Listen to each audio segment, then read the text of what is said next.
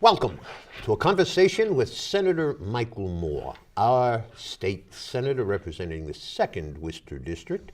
You know it's a conversation with Senator Michael Moore because we have this wonderful new graphic here that says conversations, plural, with Senator Michael Moore. But you know what I noticed that I was very surprised at? What was that? So that would be the right corner, I guess, people seeing it. Yeah. In the far right corner, in small letters. Yeah. Whose name was in the small letters? Not mine, I hope. It's shocking. No, in small letters? In small letters. We're going to have some discussion with the folks down here at Shrewsbury Public Access, okay? So your name, my name was substantially smaller. Substantially smaller, and I just know your reputation throughout town is so big and I don't know what the adjective is to describe it. So. Well, you're doing a really bad job of it so far, Senator Moore. But welcome to beautiful downtown Shrewsbury. How are you? I'm good, thank you. Okay, we have a new graphic. I am retired, okay? So you're going to explain that so the people don't think it's a shadow or something? Or it's a shadow or something. I'm dying to see how it ultimately kind of works out. This is about 2 weeks of not shaving. Virginia Marie, the lady I live with, it took her 7 or 8 days before she said, "Are you growing a beard?" I said, "Yeah, good of you to notice." She says, "Well, I thought you were just not shaving." I said, "Well, part of growing a beard is not shaving, Mrs. Byrne, okay?" And she's a little on the cusp about this, I think, right at the moment. So she hasn't put any pressure on you yet to? We haven't heard, I haven't heard anything that would infer a pressure of sorts. And if it is, she as you know, Virginia, she will make her thoughts and desires well thought out. How are you, clean-shaven that you are? By the way, yes, you tried a beard a few years ago. Yeah. It didn't work out terribly. No, actually came in a little worse than yours. It's same color. What do you mean worse than mine? Yeah, the same color, but not as full. Oh, okay. All right. But yours shouldn't be coming in gray yet. I know your kids are getting older and you've got a few gray hairs. And you've been down under the Golden Dome for 6 years? 9 years. 9 years. 9 years. Oh, God, seems like yesterday. Yeah, it really does. It goes 9 quite years fast. ago, we were doing lawn signs and doing postcards and all of that sort of good And it's stuff. that time of year again. Here we go again. Yeah. Okay. There is no time of year. We are. This you're always doing it.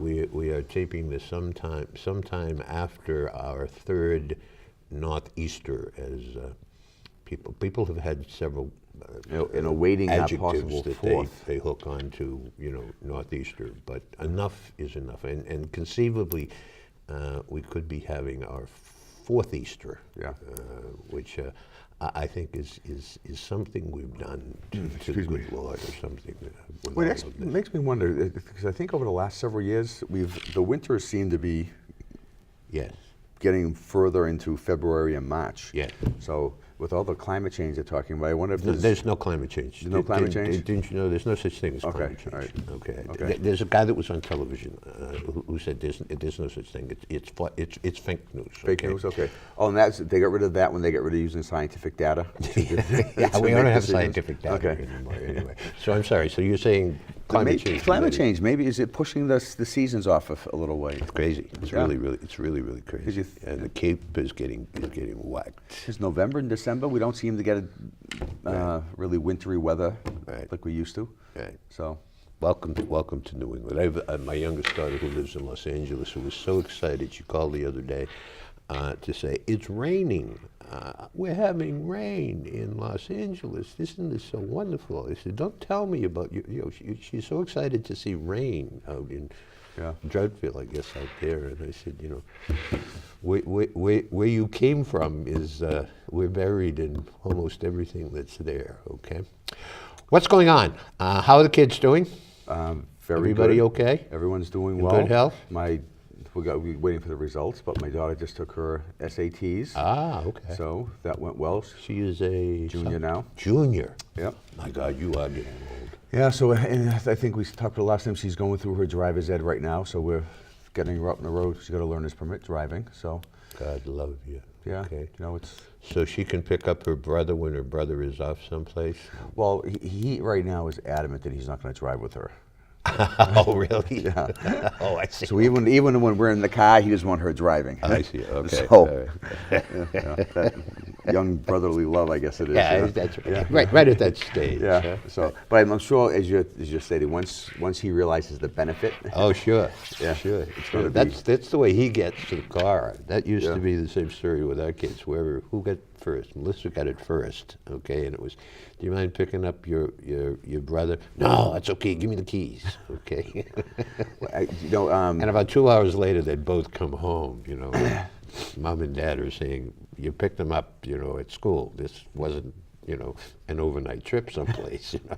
Well, you got to see his friends, the coffee shop, or the whatever it is, Subway shop. Wherever. Yeah. Right. But it was actually. It's always the whatevers that you worry about. Yeah, yeah. Well, now we have that GPS you can track them on with the phones. Okay. So All right. You but can figure out where they are. I was thinking as you were talking that was coming to my mind was the last snowstorm. Well, not the last one, the one before that. Almost the entire town of Millbury lost their power, and the thing that I was very happy about is that I finally found a way to get my son off of the Xbox and actually go outside and do something. Shut down electricity. Yeah, it was good. So it was, hey, let's go out and shoot the paintball gun. I never thought about that. Oh, it was great. We went walking through the woods, got him out of the house, and just as we got back in the house, the power went on again. So what happened? He's gone. Back at the it Xbox again. on with his headphones on and talking to his friends. All right, let's talk about some stuff that's going on under the Golden Dome. Okay. Senator Moore having been there for 9 years and representing 8 communities in central Massachusetts. I'm saying that just so that you look at me and nod your head up and down. 8 communities in central Massachusetts. Yes, actually you got this. That is correct. I finally got it correct. Yep. Okay. All right, folks, I got it correct. At long last, it's 8 communities. 8 communities. Okay. Don't ask me to name them because the only one that's important is Shrewsbury. You can't say yes to that. A couple of things we want to talk about. Sure. Something that your folks sent down to me that I've had an issue with for a long, long time. And it's something called MassMade. Yep. A new program it's gone through the Senate. It's approved by the Senate. It's now in the House, I think. Correct? Yep. Okay. Explain to us what MassMade is, what MassMade means and what it's all about. Well, this concept actually goes back to when the economy was not performing very well, and they were 2007, 2008. 2008, 2009, and as it moved forward, and everyone's always trying to thinking of ways to promote or enhance the businesses of Massachusetts to hopefully bring in more business for them. Local businesses. Local businesses. So, and this actually went through last legislative session. So every legislative session is 2 years. So this went through last year. And what it does is it has the Office of Business and Development create programs or help businesses market their product line or the businesses, and helps locate programs that they can utilize to help promote themselves outside of Massachusetts and inside Massachusetts. Okay, but these are basically Massachusetts headquartered in Massachusetts. Headquartered business. Yes, so it's our way of trying to promote them. Okay. So it's a lot of small businesses don't have the resources Right. or don't have the time to. If you got a smaller business where they don't have a large administrative staff where they can be researching different grants or different online, well, I should say online, but programs that the state has to offer. This is a way for them, a one-stop shop. You call, hey, how can you possibly assist me with this, promoting my business? One amendment I actually did to this is to give. I read that. Yeah, is to have the state look at companies that are located here in Massachusetts and give them a priority on state biddings. So if the state bid goes out, Right.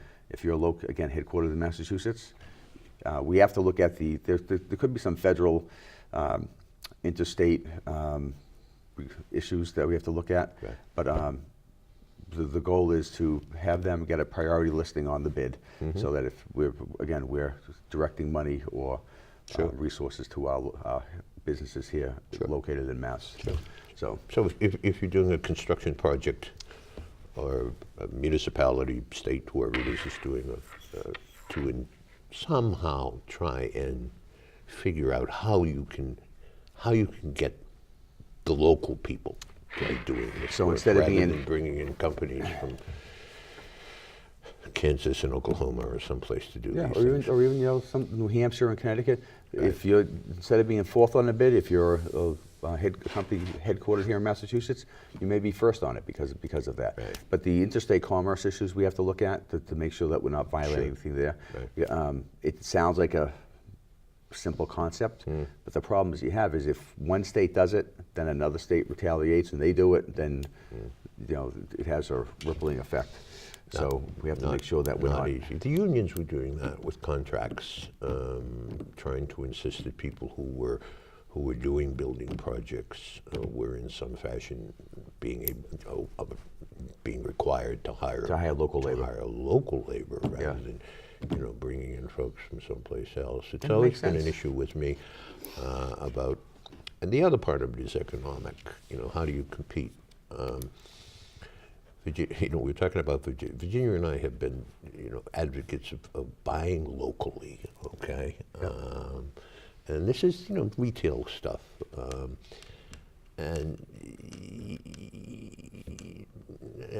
I'm plugging nobody other than it's what we do personally. Is Brown's TV in Northborough is a locally owned outfit.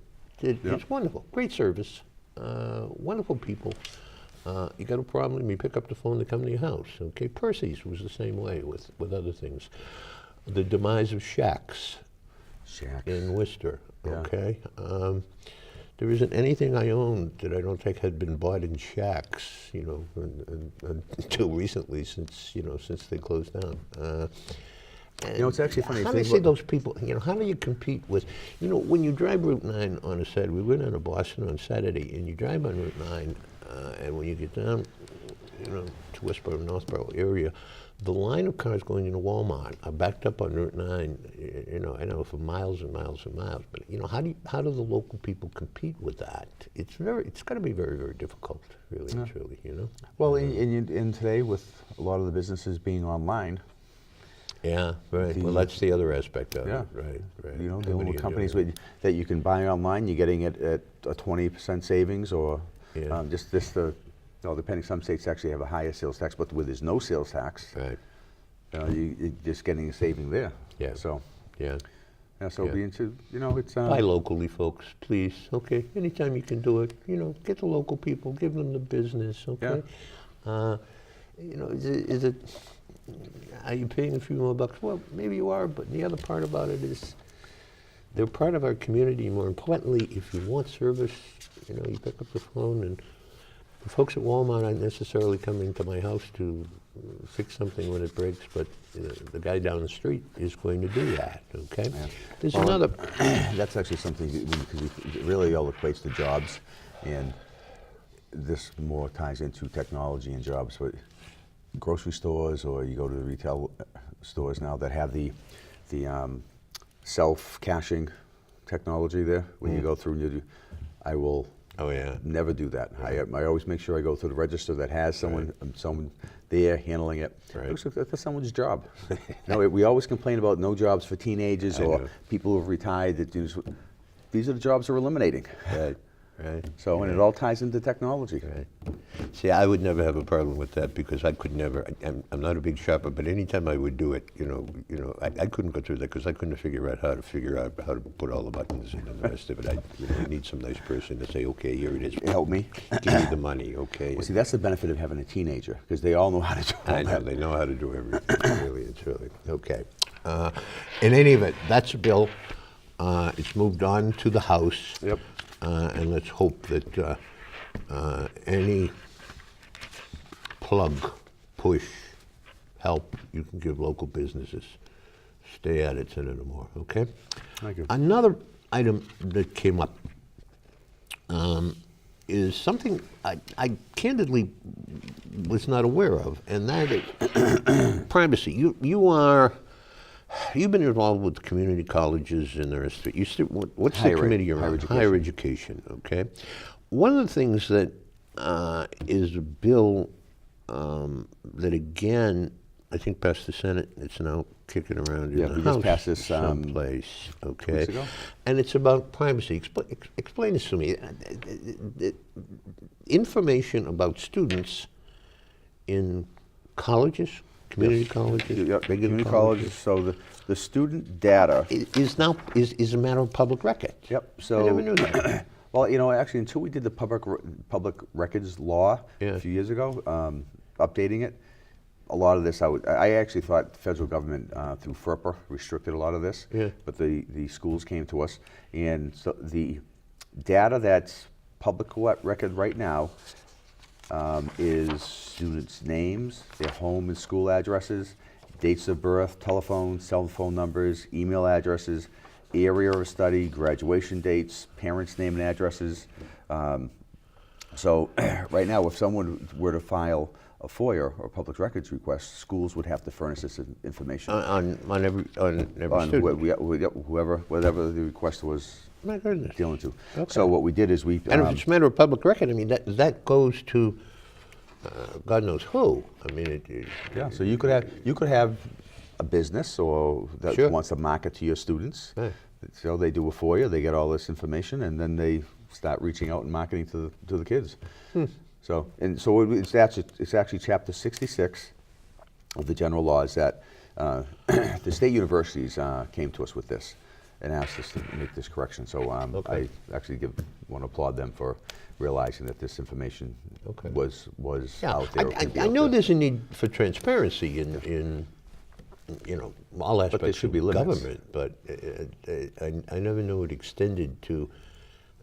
There is, I've said frequently, I don't know that there's anything like privacy anymore. Anyway, everybody seems to know everything about everybody. Okay. Virginia has this wonderful thing when she goes to the supermarket and she gets her. When she goes with the little person who presses the buttons for her, okay, and gets the receipt, she gets coupons, and she says it's amazing. The coupons are all stuff that I buy on a regular basis, okay. So somebody in a cave in Ohio, knows what kind of dog food my two dogs eat, okay. That obviously I'm drinking a lot of soda water, okay. To go with my scotch, and they said, she gets the coupons for all of that sort of stuff, which means, somebody's going through all of this and making a determination of, hey, Well, I don't know about somebody. some entity yes, is doing this someplace, really and truly, Yeah. But I mean, you would expect something like, students. This would never extend to students' records and stuff like that. Well, no, see, would and it? that's actually when we were doing That's a little the scary. sexual assault bill on college campuses. Yeah. Part of this is FERPA Sure. that regulates it. That's the Student Privacy Act. Yeah. The schools were a little pushback we were getting from schools was that some of the information that we were looking to, I guess, pass on to law enforcement or utilize for the sexual assault bill. Right. They were saying was restricted by federal law. But then when we came to this aspect of it, you had the state law, which allowed the information that we just disclosed to be FOIA'd. Right. So we had a contradiction or something that we think a lot of us thought was covered, that there was this big glaring hole, that we had a loophole that we had to try to close. So it's now gone to the House. Hopefully the House will act. This is, and this, I guess this goes to the legislature in general. Everyone says, oh, when we do certain legislation, that was a no-brainer. Sometimes the no-brainers are the toughest to pass. It's the ones that, when you have a big issue, there's a lot of focus on, everybody wants to jump in and get it moving and correct the problem. Yeah. And the no-brainers like this get put to the Get- back get- burner get put because aside. that's a no-brainer, we'll do it later. So. And then they wake up and it's past the time. Yeah. And there it is. Okay. All right. I think this is again something I was. I realized transparency with public officials and public entities and the rest of it, but I not your didn't kids. know it included students as part of being part of a public entity, I guess. Okay. Does this apply just to Well, this would public, apply to I mean, public schools. to government, I mean to like UMass and Yeah, stuff so like the that. public- It the doesn't apply to the privates? Or does it? Well, this applies to the public schools. Right. Because, that's what we That- regulate. That's So, where you're in charge of, yeah. right? So, I'll have to go back and look. Okay. Look into. All right. We were really dealing with the state universities. Yeah. Yeah. Well, that's think, your, yeah. that is your domain. Yes. Okay. Yeah. I guess you can't tell Harvard What they have to release, what they they don't. can do or what they can't No, do. but the feds I guess. can. But the feds can. Yes, right. yeah. Right. Okay. So that passed the Senate unanimously. It's over at the House. Bond bills. Yes. One of your duties and functions, among the many that you have, is to go in and around your 8 communities. 8 communities yes. that you represent. About 172,000 individuals in those 8 things. And to say, hey guys, how are you doing? What are your needs? How can we help? And things like that, okay? You've done it candidly with all of your communities, okay? Because I'm looking at the proposed bond bill, and it affects, I think, every community that you represent, Yes. okay? And then there is something called a bond bill. Yep. Explain that to me in, Well, a bond bill is basically, to a guy whose name is very small on that thing, okay? but his stature We're is going to enormous. change that. A bond bill is basically the loan or the financing Sure. vehicle that the state is utilizing to pay for something. Right. So bond bills are usually good for 5 years. Right. So the last about 5 years ago, we did transportation bond bill, environmental bond bill, a capital bond bill. Trying to think what the other. We did a higher education bond bill. Yeah. So this bonding cycle for the capital bond bill, which means Capital facilities and capital programs. facilities, so public or related to public, with state or municipalities. Okay. So this bond bill was worth $3.65 billion. $1 billion. Okay. So, but now the So this is money, just so folks understand. Well, it's I'm sorry, go ahead. It's called, I don't say it's funny money, but it's No, it's money because, it's real money. It's money that we're paying interest on, I would expect. well, but there may be, this Oh, is you sell the 3.65, bonds, yeah. but there may be $6 billion worth of projects in there, say. Gotcha, okay. And the reason that you have extra projects in there is that some of these projects that, when we reach out to a city or town, and they'll come back and say, well, look, we're trying to invest in this infrastructure. Right. It's not shovel-ready, so there are many times that some of these bond bills that I'm putting in projects, Yeah? that the town or municipality may never go forward with it, or something may develop where town meeting doesn't approve it. Okay. So we always have, there's I don't want to say a surplus, but there's other projects in there, so that the state needs to go to another project, there's something available that will say, okay, this didn't move forward, so now we can invest in this project. Okay. So, so for the town of Shrewsbury, actually for my eight communities, I think I roughly got, I think it was $10 million worth of bonding for capital projects. Okay. And for the town of Shrewsbury, it was $1.65 million. Okay. And it And was these are public safety, this is public safety issues. Yep. So public Okay. safety related. The main one for this was dealing with the Floral Street School, the fire alarm system.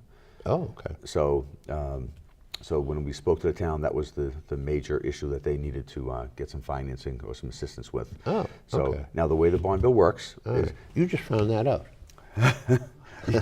the project was, yeah. Right, okay. Yeah, for the town, for the towns of You got Auburn, Millbury, and- $6.1 million for Auburn, Millbury, Upton, and Shrewsbury, right? And then Okay. 4.3 So million that is for the communities Worcester. coming to you, you going to the communities and saying, hey, what do you need to do? What do you need? Yep. And how are we going to do this, okay? Well, another example is the water and sewer. That's the sewer that's being put in on Route 20. Yeah. That's connecting to the Upper Blackstone. Yeah. That's all proposed for 100 years, Well, but it's going to happen. Right, it's happening. They're doing the work. We were able to get $10 million from the environmental and the transportation bond bill, $7 million and $3 million. So we had it divided. that actually benefits Shrewsbury because Shrewsbury's got an issue with how they handle the waste treatment and the quantity coming in. So eventually, Sure. once this is tied in, and that's a similar type funding, they might be able to access sending some of the waste to the Upper Blackstone. Yeah. So, but the way the bond bill works is now we've done it. Now we've sent over this information to Representative Kane. Now she has Hannah to. Kane, our state rep. Yeah, in state rep Shrewsbury, Hannah Kane. Shrewsbury and a piece of Westboro. Right. So we've now sent this over to Hannah. Yeah. Now, hopefully, and I think she should be able to retain it. This is something that she has to get in the House version. Okay. And if she gets this in the House version, then it goes to the governor as part of the bigger legislation, and they sign it. Now, even after the governor signs it, the money's not there yet. Where is it? Because this is the entire bill. You then have to go to A&F, which is Administration of Finance, and we have to sit with them and say, this is the project, this is the cost, they want all the designs, all the, estimates, and they will then evaluate whether it's something that the state wants to release the money to pay. Oh, okay. All right. So that's why I say it's funny money because Okay, you it's guys in here. start out doing it. For example, where does this start? Does this start in the House or the Senate? This started in the Senate. Senate, okay. Yep. So you guys say, okay, these are the projects that the communities want, need, Yep. hope for, okay? Yes. Put together a whole bunch of all of the numbers, okay? Yours are very specific. 4.3 mil engineering design for computer parking on Shrewsbury Street and Grafton Street. In the city of okay? Worcester. $1 million for the pedestrian bridge on Route 146. Renovations in the town of Leicester. I mean, they're all detailed here, okay? Yeah. So what you're saying now is that gets passed by the Senate. It then goes to Now the it goes to all these are included in the House, Go so to the now House. they have to vote the bill. Now they could vote a bond bill and not have any of these House. authorizations in there, Okay. right? If they do that, then what's going to happen is the bill's going to go to a conference committee. Okay, And then the conference committee is going to look and see the differences. Okay. And hopefully that they'll agree to our version Work it out. on these items. Okay. If the items are in both versions, then it doesn't go to conference. The only part that goes to conference are the if there's differences, or And then quarrels after, or whatever. right, and then after that, the entire bill has to get repassed by the House and the Senate. It goes to the governor. He signs it. Then after the governor signs it, Administrative and then finance. this is then where we get the town involved, and Okay. we sit with A&F and representatives of the governor's office and Okay. say, look, this is the project. Okay. These are the designs. This is why it's so important it gets done. Okay. And then they sit there and basically make the decision. Okay, we will authorize the releasing of $1.6 million to the town of Shrewsbury for this Okay. project. All right. There are some of these projects that get on there, some that never get funded, and they're. I'm thinking of the last 5 that we did for the previous bond bills for the city of Worcester. Yeah. They funded every one of them. Okay. So it's really what the priority of the administration All right. is. I think it's important that people Oh, no, it is. understand I mean- that it's a complex process. And this is It's actually, this going is where through. it actually is teamwork, because unless you get it in the bond bill, Right. it can never get to the governor's office. Okay. So this is where you need the legislature to authorize it from their end, and then you need the governor to sign it and then agree to fund it. Great. And marvelous you were able to explain it to us. And the other thing I just quickly, you 'cause know I what? think we're heading out of time. We just had a hearing in the State House on a home rule Yeah. legislation from the town Yep. for the Glavin property. And it came through. Well, they're going to, hopefully, they were supposed to release the bill out of committee. So we're thinking the bill will be released out of committee today, and hopefully we'll be able to vote on it Good. next month or so. And when we do this next program, which will be in just a matter of a few weeks, we'll follow up on that. For now, thank you, Senator. Thank you. And thank you, folks, for watching. Watch us next time.